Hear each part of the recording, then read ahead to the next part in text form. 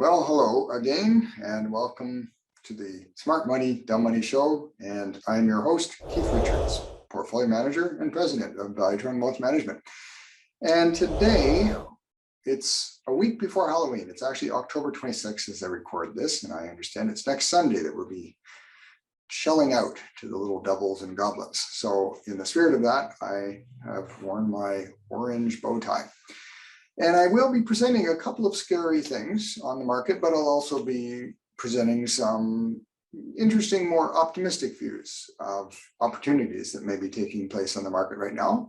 And so I put together a PowerPoint presentation to help you get a few ideas on opportunities that you should be aware of, as well as risks that you should be aware of on the overall markets. So let's get started, and I will go right to the presentation. And let us go.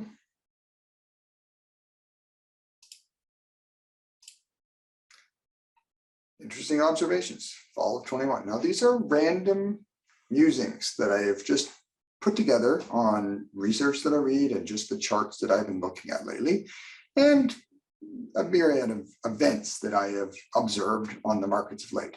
So to start with, this is maybe one of the more scary Halloween type thoughts. This is a chart going way back to 2008. And what it shows us is the blue line, which is an expectation by asset allocators, people who are money managers like myself, but who are more tactical asset allocators. They move between cash, bonds, and equities according to where they see the best place to be. So you can see the expectations of economic growth, the blue line, and the percentage of these asset allocators who are overweight versus underweight equities tend to tag along with each other. So when everybody thinks that the economy is going to do well, which is the blue line, they allocate equities accordingly. And when everybody thinks that the stronger economy is going to fade, then they allocate equities accordingly. They reduce the percentage of equities in their portfolios. Doesn't mean they pull out entirely, but they shift asset allocation.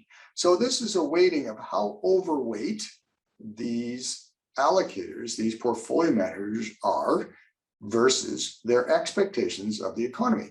And as I've noted, it's pretty much in tandem. Now, there's been, for the first time, at least since 2008, a complete disconnect, as you can see on the right-hand side of this chart. The outlook for a stronger economy by these asset allocator money managers is becoming much more bearish. They're much more cautious as to the next year's outlook for the economy. And yet they are still in the 75% or so above their normal allocation. So this is 75% of them are allocating above their normal weighting of equities. So that's the correct way of putting it. So the explanation for why they would be doing this when they know that it's the better thing to do as markets become more risky, which tie into how the economy is doing, they know that they should be reducing their equity, and yet they are not. And the reason for that is because of my girlfriend, Tina. And Tina stands for there is no alternative. So stocks right now are pretty much the only game in town when you really don't get a lot of yield off of your short-term paper, and there's a reasonable amount of risk in your longer-term bonds, because as inflation rages, that tends to be not so great for the bond investors. So they're staying in stocks, not because they expect a stronger economy, but because they feel there's no alternative. And that's not necessarily a great thing. So let's go next to another chart that I like, which is the Nasdaq Composite. And I did this on a blog a couple of days ago. I'm just going to move my little picture aside. You will notice that the Nasdaq, which has been picking up since its September pullback, has actually been diverging from a momentum perspective for many months, actually since around the middle of the summer. So if we look at every single momentum indicator on this chart, we can see that, RSI, stochastics, MACD has been diverging literally since the beginning of 2021. What does that mean? Well, what it means is that despite the rising market, the pace of that market is slowing down. You can see here, the pace was quite strong. Here, the pace was quite strong, so momentum was rising. But it's now been slowing down. Well, that tends to often be leading into market corrections. It doesn't always happen, but you can see when the pace slowed down here and the pace slowed down in 2018 and early 18 as well, we got corrections on the market when momentum began to slow down.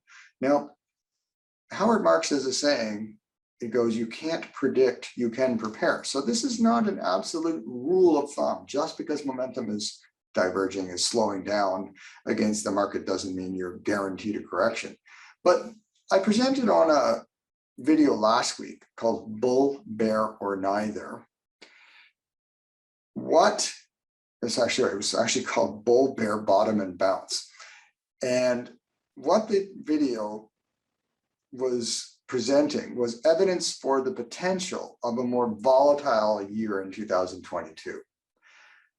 It doesn't mean that's what is going to happen. It does mean that if there are some signs that that's a possibility, we should be prepared with a battle plan. So I would encourage you to watch that video. It's called Bull, Bear, Bottom, and Bounce, and get some ideas on how you can prepare for a potential pullback or period of volatility next year. And the MACD and all these other indicators, the RSI and whatnot, that are diverging, as well as money flow, which is money flow momentum at the top here, they're all telling us the same thing, that things are slowing down, and that goes for the S&P as well. So read my blog, which was presented on the 25th of October on this subject, if you want to see the charts of the TSX and other indices versus how the momentum indicators are looking. But it's just a bit of a heads up. So there's another maybe potentially Halloween scary fact. The next thing I want you to look at as our final potentially scary fact for Halloween is the ever falling trend on the VIX. Now, I also talked about this on my video of last week, Bull, Bear, Bottom, and Bounce. And what I noted is that you can use the VIX in two ways. You can look at the absolute level as a signal strategy, and you can also look at the trend. What I note is that if the VIX goes below 12.5 roughly, it starts to get into a complacency level. What it's telling you is that options traders are not asking for a lot of premium because they don't think there's going to be a lot of volatility. And of course, when everybody thinks that there's not going to be volatility, eventually there's volatility. Same thing here. When it gets very high over the 32 mark, it tends to suggest that options traders think that there's going to be volatility for the next million years, and so they build in huge premiums. So this tends to be a pretty good buy signal when premiums spike, and it tends to be a pretty good sell signal if volatility stays too low as far as the option premiums. The thing you can look at as well, though, is the trend, like I was saying, and you can see that when the VIX trends lower from a high and ends up clustering in the 12 or below area, it tends to result in market corrections. And it's pretty consistent, this indicator. The trend here was lower, then it clustered around 12 or so for a number of months, and the market fell. It happens over and over. Now, 2017 was an exception where it stayed below 12 for the better part of that year. And that was during Trump's first election. There was a lot of business positive policies that came out of the government that year, and that really pushed the market high. And so the market was very, very optimistic. Now, again, all things come to an end. And of course, 2018 brought with us two corrections. And so that the absolute level went high, but eventually trended down and leveled into another correction late 2018. So I just want to point out that this trend on the VIX has been falling for some time. It's literally been since March of 20. So it's been about 18 months of falling VIX premiums, and that usually ends up with washout in VIX premiums, meaning people finally come to the opinion that there's no volatility in sight, and that tends to end up being a signal for a washout on the market eventually happening. We're not there yet, but it's getting there. So just another Halloween scary fact. So enough with the market musings. We're going to just talk about some stuff in the news. Tesla has made a new high. Good news came out and the stock jumped out of a triangle. The triangle was setting up pretty nicely. I did make an observation back in the spring of this year. If you go back to my videos, and I made a video called Interesting Observations, and I did say, watch Tesla. Well, it certainly broke out of its triangle. So now it's getting a little overbought. When that overbought period ends is hard to say, but yeah, I don't know if I'd be a net buyer of Tesla today after this jump. Tesla's move did indeed inspire a jump on the Dow transports, which I have talked about in previous episodes, that were diverging against the S&P 500, and that's often a bad thing.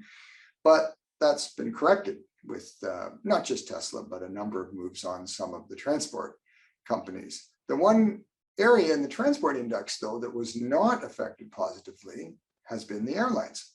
A lot of people were buying the airlines, us included.